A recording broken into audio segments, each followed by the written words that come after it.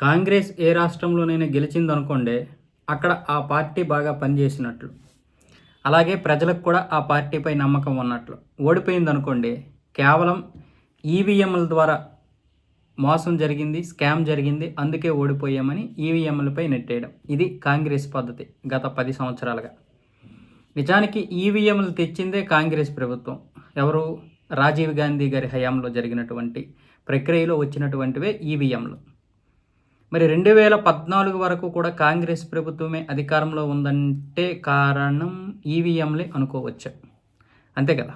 కర్ణాటక, తెలంగాణ, అలాగే హిమాచల్ ప్రదేశ్ ఈ 3 రాష్ట్రాల్లో కూడా కాంగ్రెసే అధికారంలోకి ఉంది. అక్కడ మాత్రం వాళ్ళ పార్టీ బాగా చేసినట్లంట.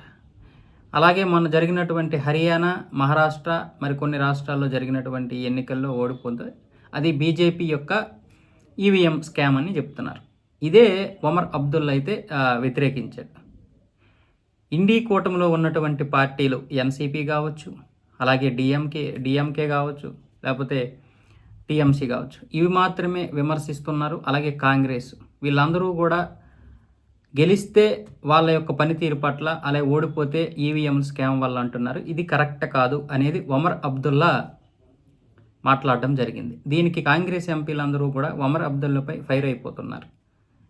ఇప్పటి వరకు బాగానే ఉన్నావు కదా, నువ్వు కూడా ఇలాంటివే ఆరోపించావు కదా, ముఖ్యమంత్రి అయిన తర్వాత ఎందుకు నీ మాటల్లో స్పష్టత లోపిస్తుంది, ఎందుకు నువ్వు ముఖ్యమంత్రి అయిన తర్వాత మారావు అనేది ఇప్పుడు కాంగ్రెస్ ఎంపీలు ఆయనపై కౌంటర్ చేస్తున్నారు.